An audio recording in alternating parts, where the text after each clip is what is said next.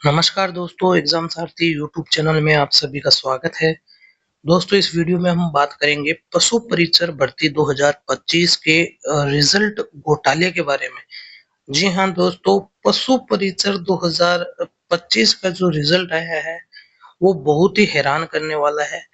जैसा कि पिछले 1 महीने से लगातार इस मुद्दे को उठाया जा रहा है, अलग-अलग प्लेटफ़ॉर्म्स के माध्यम से, अलग-अलग जो बेरोज़गार नेता हैं उनकी तरफ से और बहुत सारे जो कोचिंग इंस्टीट्यूट्स हैं, स्टूडेंट्स हैं, उनकी तरफ से भी इस मुद्दे को उठाया जा रहा है।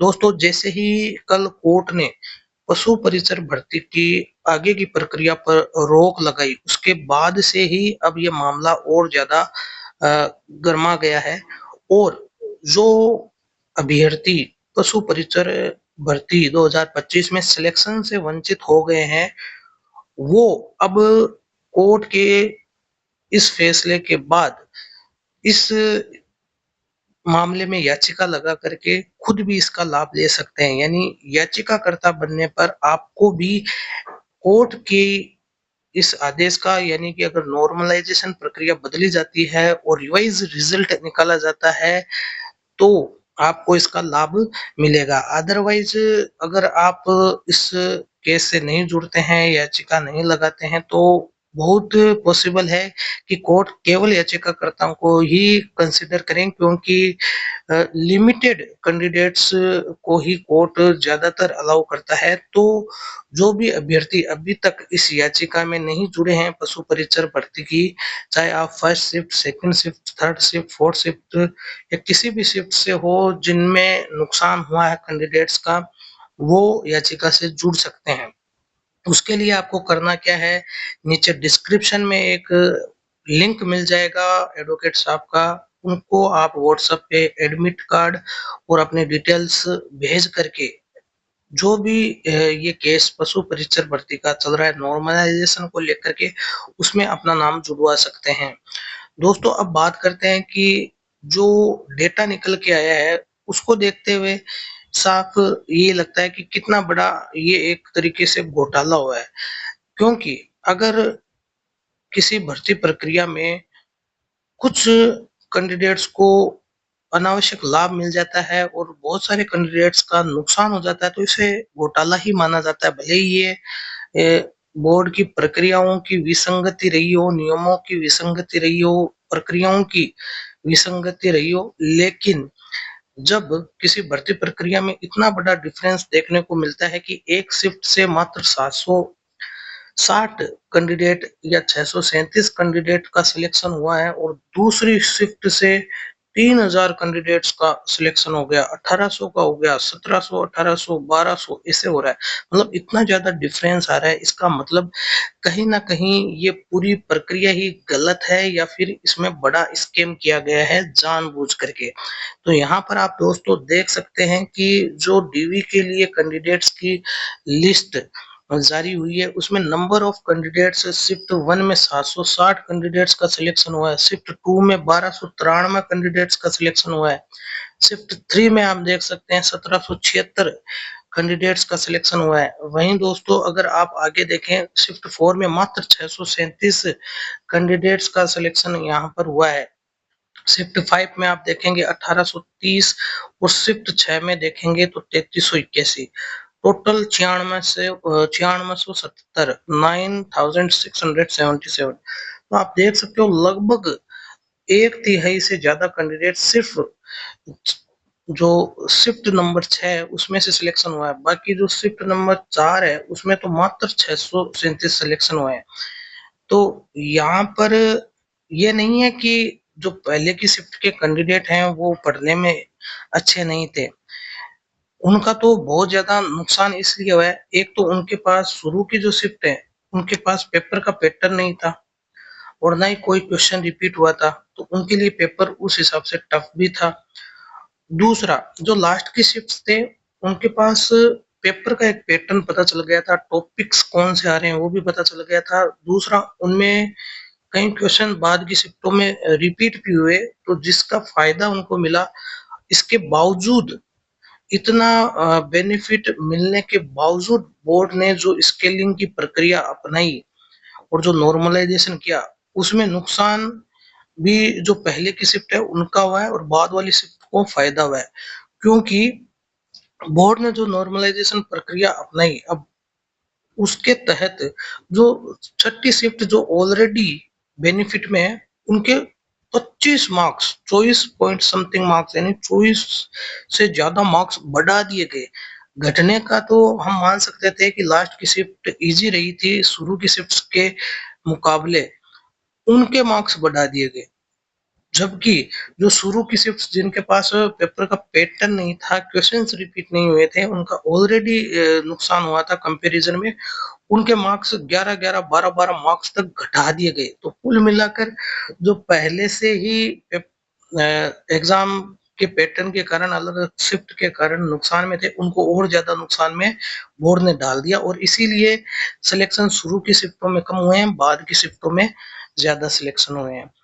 तो दोस्तों, यहाँ पर आप और भी एक डेटा देख सकते हैं कि जो डीवी के लिए आंकड़े जारी हुए, उसमें अगर रैंक के अनुसार अगर आप देखें, तो टॉप 100 में आप देखें तो शिफ्ट 1 से लेके शिफ्ट 4 तक कोई सिलेक्शन नहीं है, शिफ्ट 5 में मात्र एक सिलेक्शन है, बाकी 99 कैंडिडेट टॉप 100 में केवल शिफ्ट 6 में है। तो ये तो पॉसिबल ही नहीं है। ये साफ साफ दिखाता है कि बड़ा इसमें घोटाला हुआ है, बड़ी गड़बड़ की गई है नॉर्मलाइजेशन की प्रक्रिया में। इसके बाद टॉप 500 में आप देख सकते हैं कि 434 शिफ्ट 6, छठी शिफ्ट से 434 है, बाकी शिफ्टों में ना के बराबर सिलेक्शन है। टॉप 1000 में देखें तो 1000 में से 733, यानी 73-74% सिलेक्शन छठी शिफ्ट में से हुआ है। बाकी की शिफ्टों में कहीं जीरो सिलेक्शन है, कहीं बहुत ही कम 23, 114 सिलेक्शन है। टॉप 2000 में देखें तो भी 1200 कैंडिडेट्स का सिलेक्शन हुआ है। तो 5000 में देखें तो लगभग आधे कैंडिडेट्स का सिलेक्शन केवल शिफ्ट 6 से हुआ है, और ओवरऑल देखें तो एक तिहाई से ज्यादा कैंडिडेट्स का सिलेक्शन शिफ्ट 6 से हुआ है। तो ऐसे ही बहुत सारे आंकड़े और भी आप देख सकते हैं। कैटेगरी वाइज भी कैंडिडेट्स का नुकसान हुआ है। यहाँ पर आप देख सकते हैं कि जो जनरल कैटेगरी है उनके टॉप 100 में कितने सिलेक्शन है, ओबीसी के कितने हैं, 500 में कितने हैं, और ओवरऑल देखा जाए तो जहाँ जनरल कैटेगरी के सिलेक्शन 362 ही हुए हैं ओवरऑल। कितने सिलेक्शन हुए हैं ओवरऑल? 362 सिलेक्शन ही हुए हैं ओबीसी जनरल कैटेगरी के, जबकि जनरल कैटेगरी की जो ओवरऑल सीट्स है उनकी संख्या अगर भर्ती में देखें तो 1443 है, यानी 1443 पे मात्र 362 क्वालिफाई हुए हैं। ये एक कैटेगरी का वाइज भी विसंगति देखने को मिल रही है। इसके अलावा दोस्तों आप देख सकते हैं कि जो शिफ्ट 1 है उसमें जो डीवी में कैंडिडेट शामिल हो रहे हैं, उनकी शुरुआती रैंक अगर आप देखें तो शिफ्ट 1 में जो पहली रैंक है वो 1779 से शुरू होती है, यानी जो 1779वीं रैंक पर आया है वो शिफ्ट 1 का टॉपर है।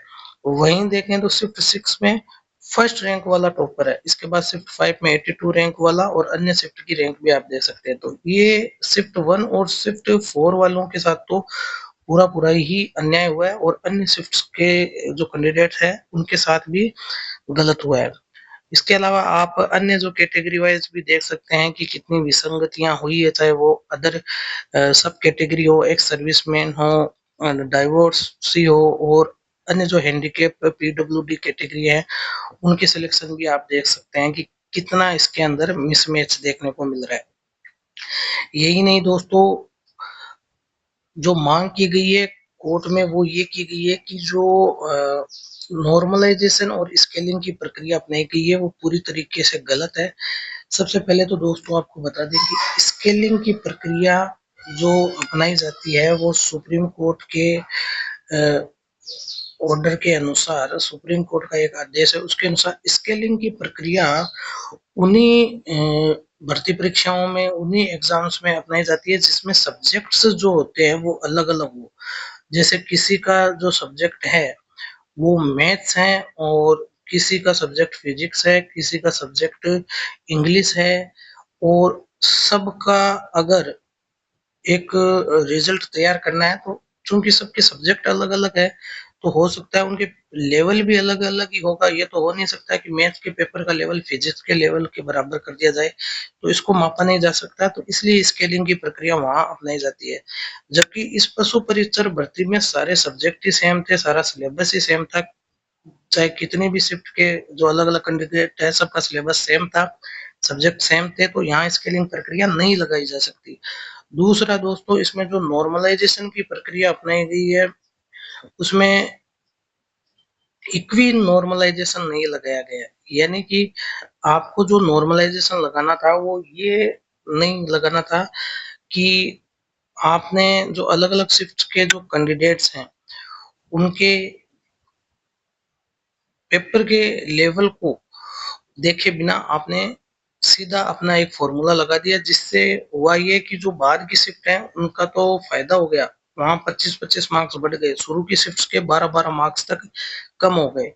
तो इसमें क्या परसेंटाइल वाला फॉर्मूला लगाना चाहिए, जैसे कि नीट में या अन्य जो प्रक्रियाओं में होता है कि अगर पहली शिफ्ट का कोई कैंडिडेट या जो टॉपर है वो 100 में से 50 मार्क्स लाकर टॉपर होता है, वहीं जो सिक्स्थ शिफ्ट का जो कैंडिडेट है वो 100 में से 90 अंक ला करके टॉपर होता है।